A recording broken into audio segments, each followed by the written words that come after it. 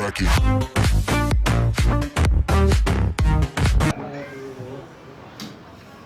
Waduh, kok banyak banget nyamuk tadi ya? Ini kayaknya lagi musim hujan gini banyak nyamuk kayaknya deh. Jangan-jangan DBD lagi ya? Wah bisa jadi tuh mas. Tapi mas tahu masih nyamuk DBD itu apa mas? Nyamuk DBD. Nyamuk DBD yang bukannya yang ini ya, yang apa? Nggak ada garis-garisnya. Bukan, jadi itu nyamuk DBD itu sebenarnya tuh nyamuk Aedes aegypti. Itu yang bisa menyebabkan penyakit DBD.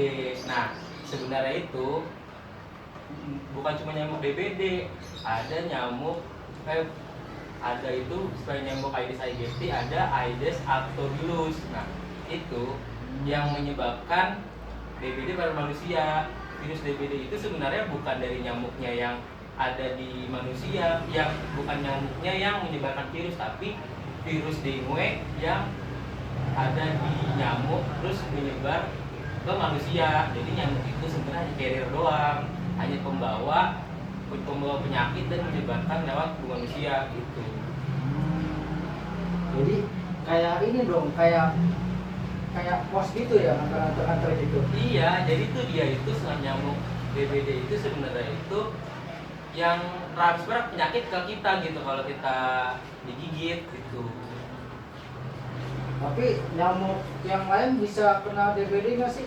Sebenarnya enggak. Kalau nyamuk biasa itu kan nyamuk rumah biasa kan yang warna coklat, cenderung hitam. Nah, nyamuk DBD itu Aedes aegypti itu nyamuk yang ciri-cirinya dia hitam dan bergaris putih. Nah, biasanya itu nyamuk DBD itu atau nyamuk Aedes aegypti itu dia adanya di pagi hari dan di sore hari.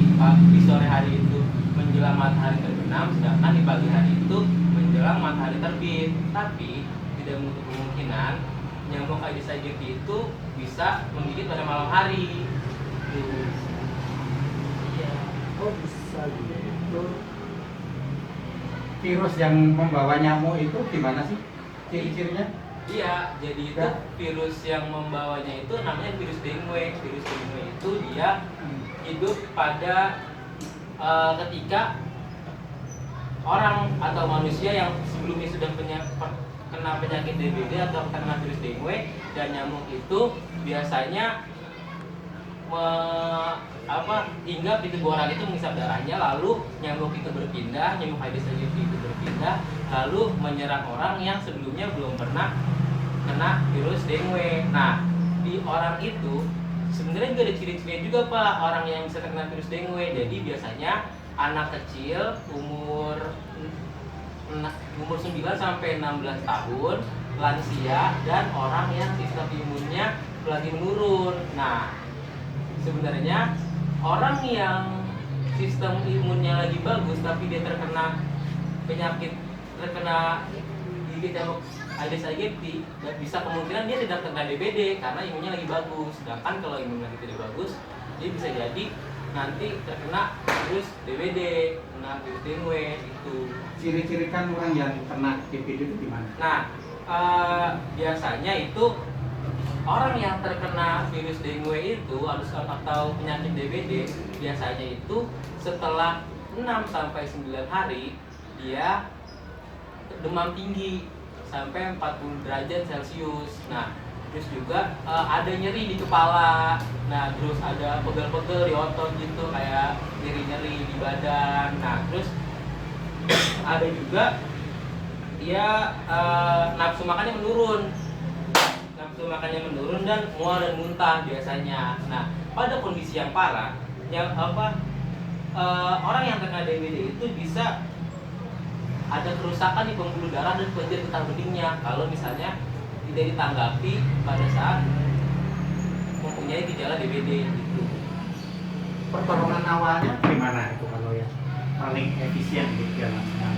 Kalau jadi gini, pencegahannya sebenarnya kita kenal itu kan 3M ya, menguras, mengubur, dan Makan lagi minum.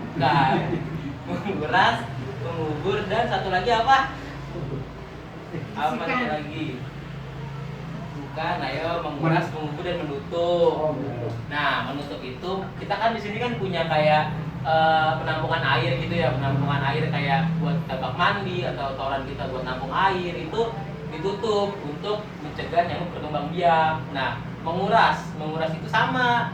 Bak mandi kita itu dan kayak penampungan air kita itu harus dikuras minimal 1 minggu sekali. Supaya apa? Supaya nanti jentik-jentik nyamuk atau nyamuk yang berkembang biak di situ itu mati gitu karena tidak dapat asupan dari luar. Nah, ada lagi itu mengubur. Mengubur itu adalah mengubur barang-barang yang dapat menyebabkan menjadi penampungan air. Jadi selain kayak kita tahu kan kayak plastik gitu, kayak tempat wadah itu kan bisa menjadi tempat untuk air, penampungan air. Nah, di penampungan air itu bisa nanti kita Nyamuknya kebaktian gitu. iya, nyamuknya ke situ jadinya. Nah, itu kita bisa mengantisipasi dengan mengubur barang-barang yang sudah tidak terpakai dan juga kita atau mungkin bisa didaur ulang kayak misalnya dijadikan tempat yang buat makanan, tempat minum gitu bisa. Nah, Itu kalau kita udah ini terjadi positif terkena demam berdarah, itu terus tindakan yang harus dilakukan yang paling efektif apa? nah, bagus banget pertanyaannya, Pak. Nah, jadi itu sebenarnya ya DBD ini sebenarnya tidak ada. Ini kan virus ya. Nah, ini tuh DBD ini sebenarnya tidak ada obat asli untuk ketika kita terkena DBD terus kita minum kesembuh, sebenarnya tidak ada.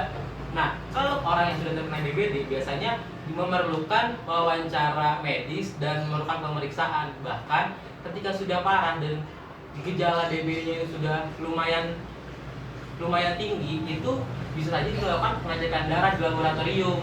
Nah,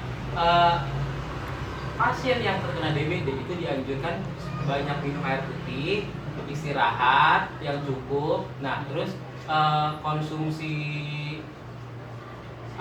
maksudnya kayak urin dan buang air besarnya itu dicek apakah stabil, dan juga usahakan konsumsi obat penurun demam yang dianjurkan oleh dokter. Nah, satu lagi kan kalau misalnya orang yang kena DBD itu kan nyeri punggung gitu kan, kepala sakit, usahakan jangan terlalu banyak mengkonsumsi obat-obatan yang mengandung yang menghilangkan nyeri tersebut karena dapat menyebabkan kerusakan pembuluh darah. Nah, kalau misalnya menyebabkan kerusakan pembuluh darah itu bisa jadi nanti komunikasi ke yang lain gitu.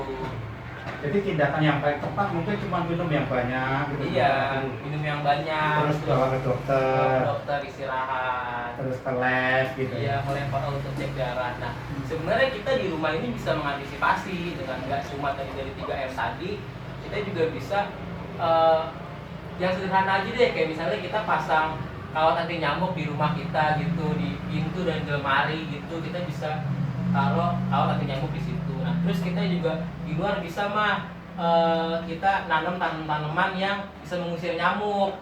Contohnya mangga. Iya, bukan lavender, kayak lavender gitu. Terus juga kita bisa juga kayak biara ikan yang bisa makan jentik nyamuk gitu. Contohnya ikan cupang. Cupang hidupnya bukan di leher. Iya, beda. Bukan. Nah, biasanya nggak apa-apa sebenarnya cupang terbang mandi nggak apa-apa, asal pas lagi mandi nggak ke guyur begitu. Sabun hati. Iya. Biasanya tuh kejadiannya kena DBD itu pas lagi musim apa sih, atau ada misal apa setiap bulan, setiap tahun selalu banyak DBD-nya, apalagi cuma musim durian doang atau Nah, musim anggur doang. sebenarnya nih nyamuk DBD itu atau nyamuk Aedes aegypti yang dari tadi kita omongin itu sebenarnya dia hidup di tempat yang tropis. Kan kayak kita kan di alam yang tropis, lebih beresiko tinggi terkena nyamuk DBD. Nah, itu juga kalau misalnya kita di rumah kita itu banyak tempat-tempat yang gelap, kayak misalnya di belakang lemari, di belakang tempat tidur, di luar rumah, itu biasanya ngumpet di situ yang DBD-nya. Masa penyebarannya dari yang umumnya banyak populasinya itu meningkat gitu, kira-kira di bulan-bulan apa itu? Oh, kalau misalnya yang meningkat ya, biasanya dia itu meningkat pada saat musim-musim penghujan, Pak. Jadi di antara bulan November sampai akhir tahun sampai Januari Februari itu kan musim hujan. Nah, di situ biasanya ketika nyamuk mulai banyak genangan air, nah di situ nyamuk bertelur dan populasinya lebih banyak dibanding bulan-bulan lainnya nih. Saya di sini ada data di sini juga Pak. Nah, di sini nih ada penyebaran, ada kasus terkini penyebaran DBD ini nih. Ini kan ini data dari data per Maret per Maret 2020 ini di sini bisa dilihat penyebarannya itu ada 25.693 orang yang menderita DBD dan 164 orang yang meninggal. Bisa dilihat ini betapa kurang aware-nya orang-orang kita terhadap penyakit DBD ini. Nah, iya, nah seperti contohnya nih, oke di DKI Jakarta ada 583 orang yang terjangkit DBD, tapi 0 yang meninggal. Tapi kita lihat di Nusa Tenggara Timur itu ada 3.407 orang dan 39 orang yang meninggal karena DBD. Itu data tahun 2020 per Maret 2020, 15 Maret. Belum setengah tahun aja udah segini datanya. Bisa dilihat betapa kurang aware-nya masyarakat kita terhadap penyakit DBD ini. Karena di situ kita karena inilah saya walaupun yang paling muda tapi saya ingin mengedukasi gitu biar di sini tuh keluarga ini tahu bagaimana. Nah, di sini bisa dilihat juga insiden rate DBD di Indonesia. Insiden rate itu kejadian per tahun, rata-rata per tahun ini per 100.000 penduduk. Emang di sini datanya sampai 2017 doang. Tapi kita bisa dilihat, bisa ambil pelajaran di sini.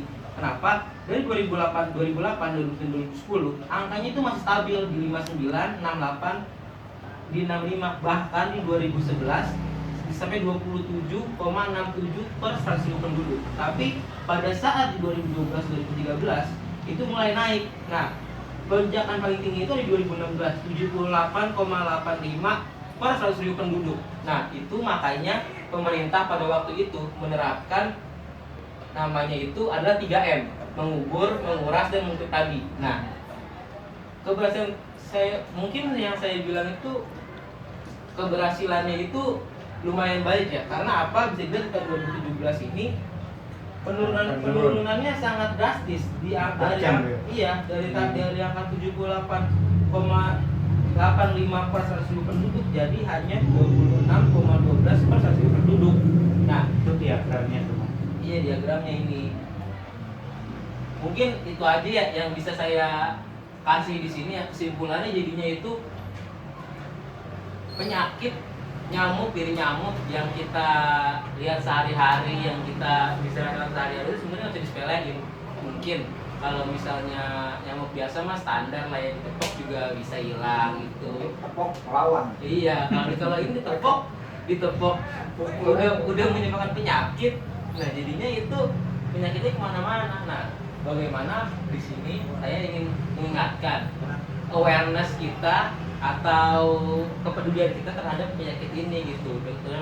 Yang sepele deh, yang sepele. Kalau kita nggak usah ngomongin yang corona yang lagi happening sekarang, itu mungkin udah banyak ya di TV-TV semuanya. Ini lagi musim ya, mungkin lagi musim, tapi sekarang keluar corona, kalau di rumah terus DBD. nah itu bagaimana kita di rumah aja, kita kan nih pemerintah kan lagi bagaimana supaya di rumah aja, di rumah kita tapi dengan menjalankan program yang saya sebutkan dan supaya di rumah aja itu aman gitu. Mungkin itu aja sih dari saya. Kurang lebihnya mohon maaf. Yaudah kalau kayak gitu berarti kalau cuma ada di tropis doang, Mas pindah aja lah ke Eropa lah.